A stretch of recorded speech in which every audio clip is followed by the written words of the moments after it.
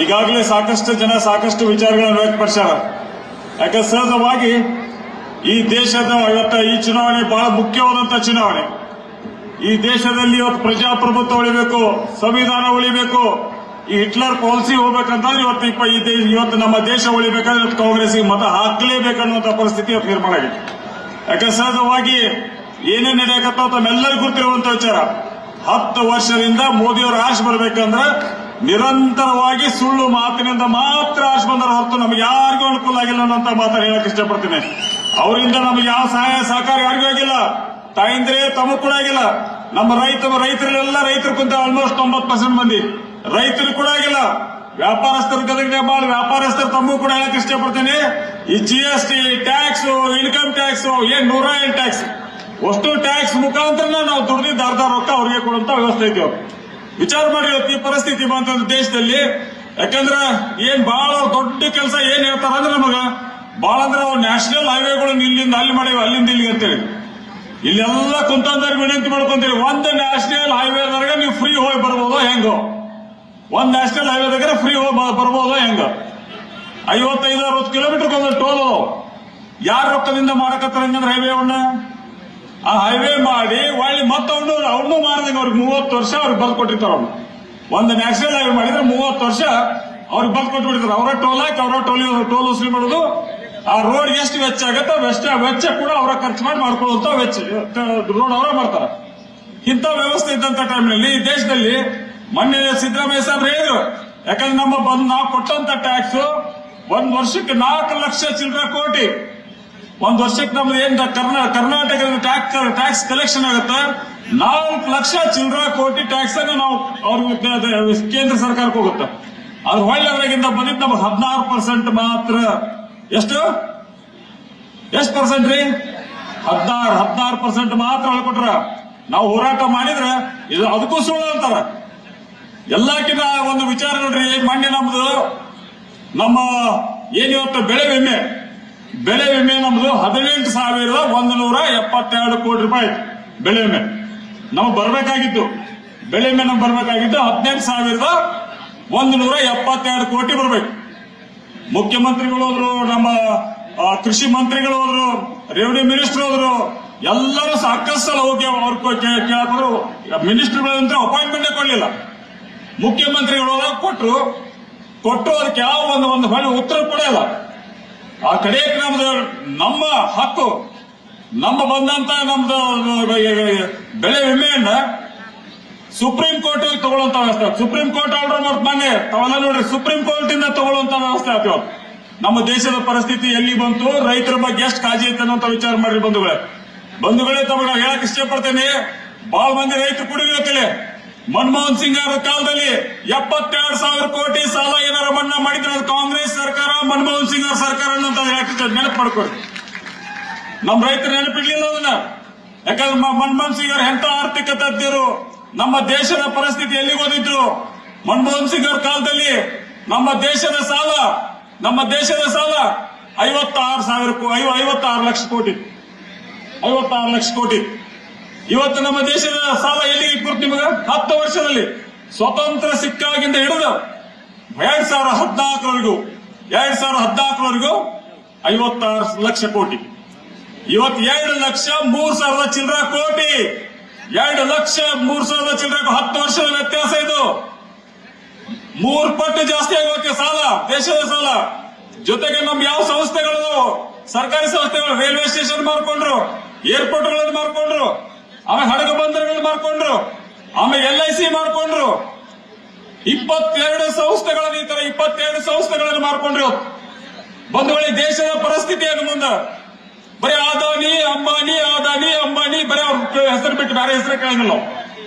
ಈ ದೇಶದಲ್ಲಿ ಸರ್ವಾಧಿಕಾರ ಆಡಳಿತ ನಡೀತಾ ಇದೆ ಇವತ್ತು. ಹಿಟ್ಲರ್ ಆಡಳಿತ ವ್ಯವಸ್ಥೆ ನಡೆದಿತ್ತು. ಬಂಧುಗಳೇ, ವಿಚಾರ ಮಾಡಿ, ಅವ್ರು ಅಷ್ಟೇ ಮಂದಿದ್ದು 16 ಲಕ್ಷ ಕೋಟಿ ಸಾಲ ಮನ್ನಾ ಮಾಡಿದ್ರು. ಎಷ್ಟು? 16 ಲಕ್ಷ ಕೋಟಿ. ಈ ದೇಶದಲ್ಲಿದ್ದಂತ 50 ಕೋಟಿ ರೈತರದು ಸಾಲ ಇದ್ದಿದ್ದು ಬರೀ 300 ಕೋಟಿ ಒಳಗೈತಿ. ಇನ್ನು ಅವ್ರ ಬಗ್ಗೆ ಎಂದೂ ಕಾಳಜಿ ಮಾಡಲಿಲ್ಲ. ಬರೀ 300 ಕೋಟಿ ಇಡೀ ದೇಶದಾಗಿದ್ದಂತ ಸಾಲ 300 ಕೋಟಿ ರೈತ ಸಾಲ 3 ಲಕ್ಷ ಕೋಟಿ 3 ಲಕ್ಷ ಕೋಟಿ ರೈತ ಸಾಲ ಇದ್ದಿದ್ದು ಬರೀ 3 ಲಕ್ಷ ಕೋಟಿ. ಇವತ್ತು 16 ಲಕ್ಷ ಕೋಟಿ ಅವ್ರಿಗೆ ಸಾಲ ಮನ್ನಾ ಮಾಡ್ತಾರೆ. ಬರೇ ಇಂಡಸ್ಟ್ರಿಯಲಿಸ್ಟ್ಗಳಿಗೆ, ಉದ್ಯಮಿಗಳಿಗೆ 16 ಕೋಟಿ 16 ಲಕ್ಷ ಕೋಟಿ. ಇವತ್ತಿದು ವಿಚಾರ ಮಾಡಿದ್ರೆ ರೈತರ ಬಗ್ಗೆ ಎಷ್ಟು ಕಾಳಜಿ ಐತಿ ಅವ್ರಿಗೆ, ಬಡವರ ಬಗ್ಗೆ ಎಷ್ಟು. ನಮ್ಮ ಗ್ಯಾರಂಟಿಗಳು ಕೊಟ್ಟಾಗ ಟೀಕೆಗಳು ನೋಡ್ಬೇಕು ಅವರು. ನಾವು ಗ್ಯಾರಂಟಿ ಏನ್ MLA ಟೈಮ್ನಲ್ಲಿ ನಮ್ಮ ಚುನಾವಣೆಯಲ್ಲಿ ಗ್ಯಾರಂಟಿ ಕಾರ್ಡ್ ಕೊಟ್ರೆ ಎಲ್ಲ ಬೋಗಸ್, ಅಷ್ಟು ಬೋಗಸ್ ಕೊಡಕತ್ತಾರ ನಿಮ್ಗೆಲ್ಲ. ಚುನಾವಣೆ ಮುಗಿದು ನಿಮ್ನೇ ನೋಡ್ತಾರ ಅಂತಿದ್ರು.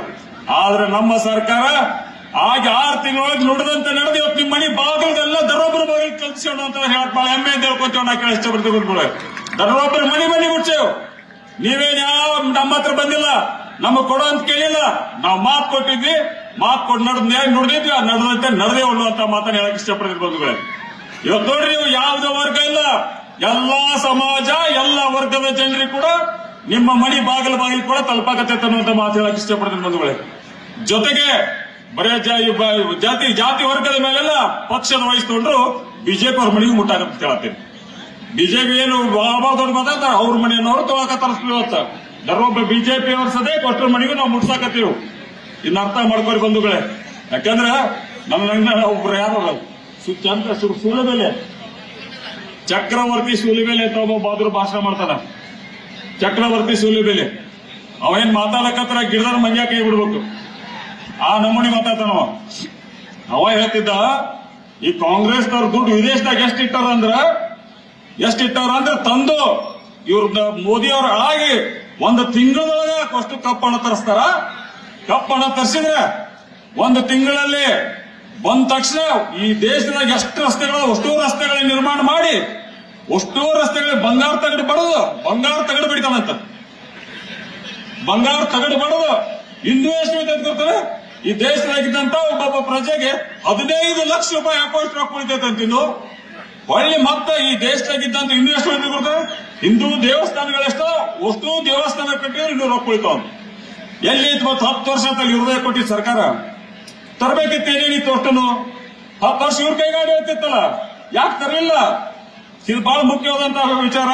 ಯಾಕಂದ್ರೆ ಇವತ್ತಿನ ಪರಿಸ್ಥಿತಿ ನಮ್ಮ ದೇಶದಲ್ಲಿ ನಮ್ಗೆ ಹೇಳಿದ್ರು 100 ಸ್ಮಾರ್ಟ್ ಸಿಟಿ ಮಾಡ್ತೀವಿ ಅನ್ನುವಂಥದ್ದನ್ನು. 100 ಸ್ಮಾರ್ಟ್ ಸಿಟಿ ಮಾಡ್ತೇವೆ ಅಂತೇಳಿ. ನಮ್ಮ ಹುಬ್ಬಳ್ಳಿ ಸ್ಮಾರ್ಟ್ ಸಿಟಿ ನಮ್ಮ ಮನೆಯವ್ರು ಕುಂತಾರ ಕೇಳಿ. ನಮ್ಮ ಹುಬ್ಬಳ್ಳಿ ಸ್ಮಾರ್ಟ್ ಸಿಟಿ ಮಾಡ್ಯಾರ. ಆ ಸ್ಮಾರ್ಟ್ ಸಿಟಿ ಪರಿಸ್ಥಿತಿ ನೋಡ್ಬಿಟ್ರೆ ಯಾಕಾರ ತೋಲ್ಪ ಕೆಲಸ ನಂಗಾಯ್ತು ನಮ್ಮ ಪರಿಸ್ಥಿತಿ. ನಮ್ ತಿರುಪತಿ ಯಜಮಾಂತಿ ಅಂತಾರಲ್ಲ, ಅಲ್ಲೊಟ್ ಕೇತ್ ಇಲ್ಲೊಟ್ ಕೇತ್ ಎಲ್ಲ ಕಡೆ ಕೇತ್ ಕುಂದ್ರಿಲ್ಲ ಅಂತ ಕುದುರ್ಸಂಗಾಗಿತ್ತು ನಮ್ಮ ಪರಿಸ್ಥಿತಿ. ಈ ವ್ಯವಸ್ಥೆ ಆತಂದ್ರೆ ಇವ್ರು ಯಾವ ಜನರ ಬಗ್ಗೆ ಕಳ್ಕೊಳ್ಳಿಲ್ಲ, ಅಭಿವೃದ್ಧಿ ಬಗ್ಗೆ ಕಳ್ಕೊಳ್ಳಿಲ್ಲ.